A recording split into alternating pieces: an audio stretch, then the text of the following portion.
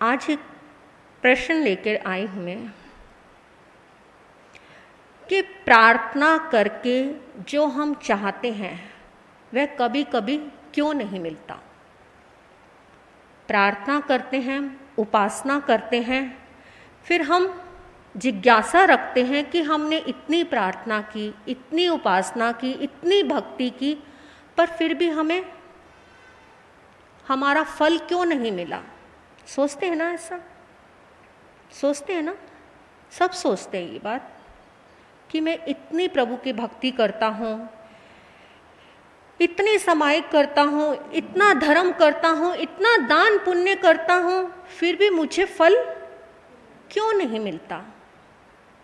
तो उसके लिए हमारे ज्ञानियों ने दो प्रश्न बताए, दो उत्तर उनके दिए हैं कि पहला ये कि हम जब प्रार्थना करते हैं तो उसमें कभी कभी उसमें हमारे को उसकी प्रार्थना का फल क्यों नहीं मिलता, कभी कभी ऐसा उल्टा क्यों होता है।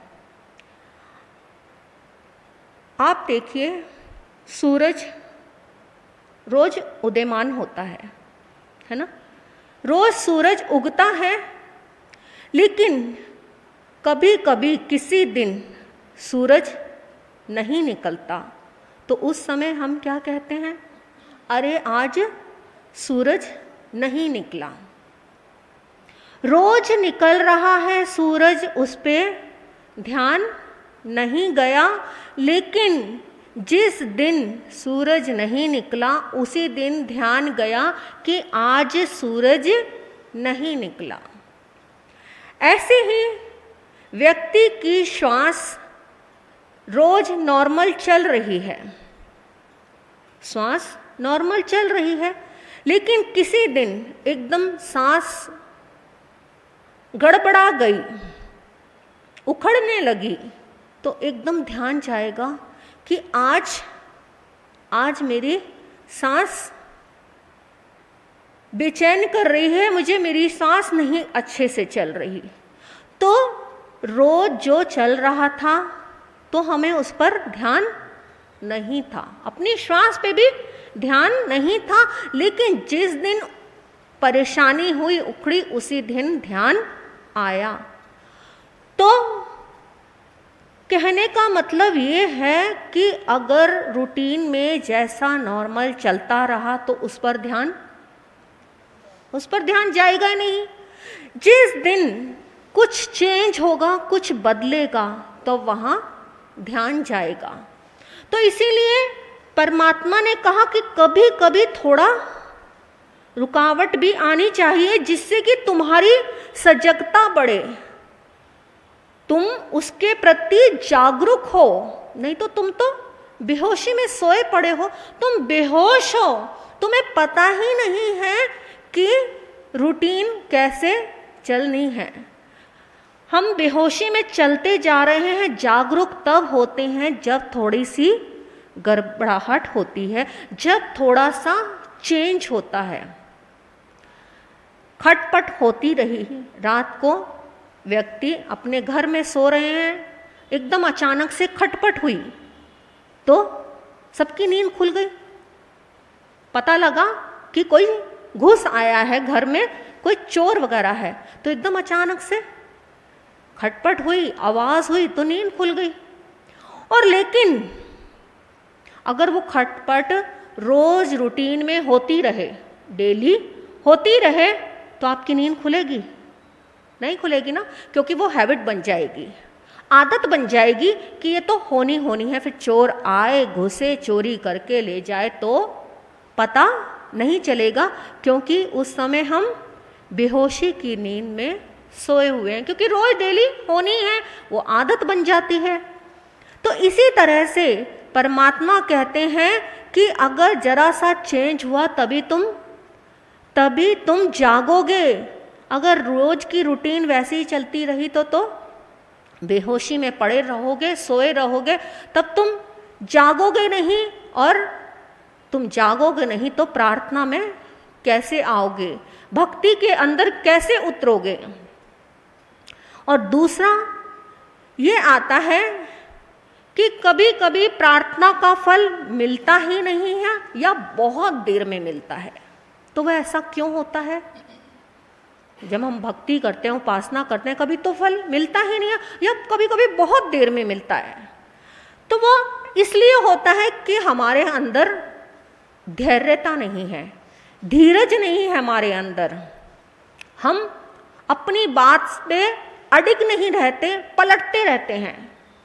हम कंफ्यूज रहते हैं कि हमें ये चीज़ चाहिए या नहीं चाहिए, क्योंकि हम स्वयं ही कंफ्यूज हैं। हमें खुद को नहीं पता हमें क्या चाहिए। कि जिस प्रकार से मेले में गए, प्रदर्शनी देखने गए, कुछ भी जहाँ कोई मार्केट लगी हुई है वहाँ गए और वहाँ देखा कि कुछ अच्छा लगा आपको, आपका मन किया कि मैं ये सामान खरीद लूँ, ये अच्छा है, ये अच्छा है, ये सस्ता है, ये वहाँ पर नहीं मिलता, वहाँ से सस्ता मिलेगा, इस सामान को मैं खरीद लूँ। तो ये सोच के जब खरीदने लगते हैं तब कुछ ध्यान नहीं आता, खरीद लेते हैं। लेकिन जैसे ही खरीद के घर आते हैं, आने के बाद क्या सोचते हैं, अरे ये चीज़ तो मेरे पास पड़ी थी, इसकी ज़रूरत नहीं थी, क्या काम आएगी ये, अब ये पड़ी रहेगी।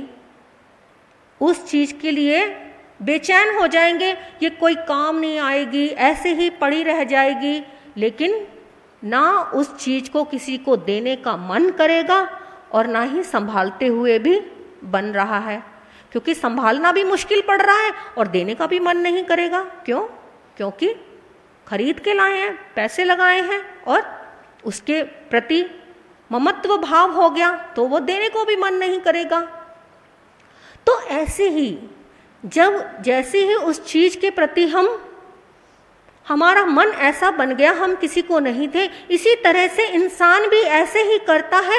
वो कंफ्यूज रहता है कि ये मेरे काम आने वाली है चीज़ या मेरे काम नहीं आने वाली, मुझे ये लेना चाहिए या नहीं लेना चाहिए, मुझे ये वाली प्रार्थना करनी है या ये वाली प्रार्थना करनी है, मुझे इस चीज़ की ज़रूरत है भगवान से या उस चीज़ की ज़रूरत है, क्योंकि हम खुद ही कंफ्यूज हैं। तो परमात्मा कहते हैं पहले तू अपना कंफ्यूजन ठीक कर ले। तेरे को खुद को नहीं पता कि तुझे क्या चाहिए, तो तुझे मैं क्या दूं? पहले तू अपना स्वयं का कंफ्यूजन ठीक कर ले, तुझे ये चीज चाहिए या वो चीज चाहिए। तेरे अंदर धैर्यता नहीं है, धीरज ही नहीं है, तू भक्ति कर ही नहीं रहा है, तू तो डामाडोल स्थिति में है। कभी ये कर रहा है प्रार्थना, कभी ये छोड़ रहा है। जो काम पूरा होने वाला था, लगातार प्रार्थना कर रहा था, लेकिन बीच में ही छोड़ देता है। कंफ्यूजन आ जाती है और मन भटक जाता है, पता नहीं ये मेरा पूरा होगा या नहीं होगा, शंका से भर जाता है। हमें स्वयं को नहीं पता है, आपको विश्वास है कि आप श्रद्धालु हैं या शंकालु हैं? पता है कि आप श्रद्धालु हैं या शंकालु हैं? आपके अंदर शंका है या पूरी श्रद्धा है, विश्वास है अटल कि जो चाहिए वो पूरा ही चाहिए। एक ही राह पर चलते रहे, एक ही प्रकार भक्ति करते रहे, तभी हम अपनी मंजिल पर पहुंच सकते हैं। लेकिन यहाँ तो हम भटकते रहते हैं कि पता नहीं यहाँ से परमात्मा मिलेगा, पता नहीं वहाँ से मिलेगा, पता नहीं वहाँ से हमारी मन्नतें पूरी होंगी या उधर से भटकते हैं ना, कि यहाँ हमें ये चीज़ नहीं मिली तो दूसरे स्थान पर चले जाते हैं, वहाँ से नहीं मिली तो तीसरे स्थान पर। किसी ने बताया अरे वो नहीं, वो ज़्यादा अच्छे हैं, उनके पास जाओगे तो तुम्हारा काम 100% पूरा होगा। गए, नहीं हुआ, फिर वहाँ से विश्वास उठ गया।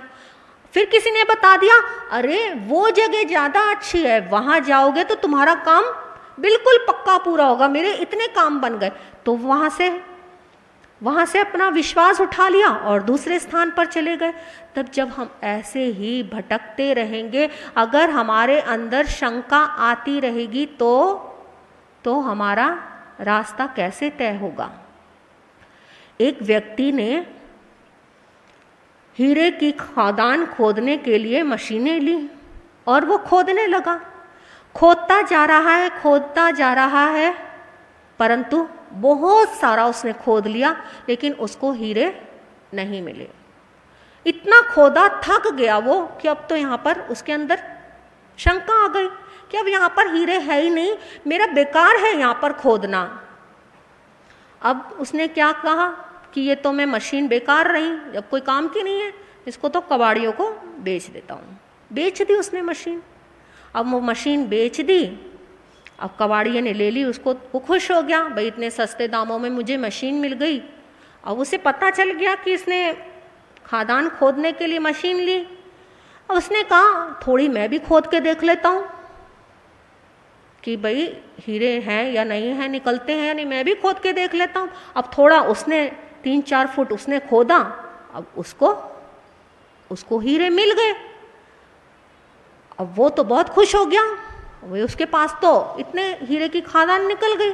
अब उसको पता चला तो वो बहुत परेशान हो गया, अरे मैं थोड़ा और धैर्य रख लेता, मैं थोड़ा और खोद लेता, देख लेता, मुझे वो हीरे मेरे प्राप्त हो जाते। मैंने क्यों अपनी मशीन को बेच दिया, मैंने क्यों इतनी जल्दबाजी की। अब पछताने से क्या होगा। अब तो हाथ से जब निकल गया तो पछताने से कुछ नहीं होने वाला। तो इसीलिए, लेकिन उसको उसके बाद एक सबक मिल गया कि जीवन में धैर्यता रखनी बहुत जरूरी है, विश्वास रखना बहुत जरूरी है। अगर हम विश्वास रखेंगे, धैर्य रखेंगे, तो अपनी मंजिल को जरूर पा लेंगे। इसी तरह से अगर मैं भक्ति करता रहा, उपासना करता रहा, प्रार्थना करता रहा, तो मंजिल जरूर मिलेगी, तो परमात्मा जरूर मिलेंगे। कहते हैं कि प्रार्थना से परमात्मा मिल सकते हैं। कैसे मिल सकते हैं प्रार्थना से परमात्मा? प्रार्थना कब जागती है हमारे अंदर? जब हमारे अंदर सत्य जागता है, जब हम सत्य की पहचान कर लेते हैं, सत्य भीतर जाग जाता है, तब हम प्रार्थना में उतर पड़ते हैं, तब हम उपासना करने लग जाते हैं। जब प्रार्थना जगेगी, भीतर सत्य की पहचान करेंगे, तो उस समय हमारे अंदर प्रयास जगेगा। किस चीज़ का? प्रभु को पाने के लिए हमारे भीतर एक प्रयास जगेगा, हमारे अंदर एक प्यास उठेगी कि मुझे अपनी मंजिल को पाना है, मुझे परमात्मा से मिलन करना है। जब वो प्यास जगेगी अंदर, तो हम खोज करेंगे किसकी? गुरु की। एक सदगुरु की खोज करेंगे, जो हमें सन्मार्ग दिखाए, जो हमें हमारी मंजिल पर पहुंचाए। और वो गुरु जब जीवन में आ जाएंगे, तो वो हमें किस चीज़ से पहचान कराएंगे? गुरु पहचान कराएंगे कि क्या सही है और क्या गलत है, ये सोना है, ये हीरा है, ये मोती है, ये प्रभु के पास जाने का रास्ता है। वो गुरु पहचान कराएंगे, और फिर पहचान करा के गुरु देखेंगे पात्रता कि कौन से शिष्य के अंदर कितनी पात्रता है, कितने इसके अंदर सीखने के गुण हैं, कितना ये ग्रहण कर सकता है। उसी के अनुसार वो उनको शिक्षा देंगे। फिर वो प्रज्ञा को जानेंगे कि इसके अंदर कितनी प्रज्ञा है, ये कौन से रास्ते से चढ़ के ही अपनी मंजिल को पा सकता है। क्योंकि अगर किसी के अंदर कम शक्ति है और उसको कठिन मार्ग दे दिया, तो वो तो रास्ते में ही गड़बड़ा जाएगा। तो उसकी बुद्धि के अनुसार ही गुरु रास्ता देंगे कि ये वाली सीढ़ी आसान तरीके से जाती है, तो तू उसी सीढ़ी पर चढ़। जैसे कि भक्ति का मार्ग आसान मार्ग है, आसानी का मार्ग है प्रभु के रास्ते पर जाने के लिए, और स्वाध्याय का मार्ग कठिन मार्ग है। तो इसी तरह से गुरु तुम्हारी प्रज्ञा को जानेंगे कि तुम्हारे अंदर कौन से बुद्धि है, किस प्रकार से तुम चढ़ के तुम अपनी मंजिल को जा सकते हो। और वो तब तुम्हें उस परमात्मा से प्रेम होगा। और जब प्रेम भीतर जाग जाएगा, प्रेम अंदर आ जाएगा, तो हम स्वयं परमात्मा बनने की सीढ़ी पर कदम रख लेंगे। तब हमारे अंदर सुख, आनंद, समृद्धि सब हमारे अंदर ही प्रवेश कर जाएंगे। तो लेकिन उसके लिए चाहिए हमें विश्वास। अगर विश्वास पक्का होगा तो श्रद्धा भी हमारी जाग जाएगी। श्रद्धा, भक्ति, प्रेम ये सब हमें इकट्ठे होके उस परमात्मा के द्वार पर ले जाएंगे। तब हम स्वयं ही परमात्मा बन जाएंगे। तो ये हम प्रार्थना से परमात्मा बनने का मार्ग तय करते हैं। ये यात्रा है हमारी प्रार्थना से परमात्मा बनने की। तो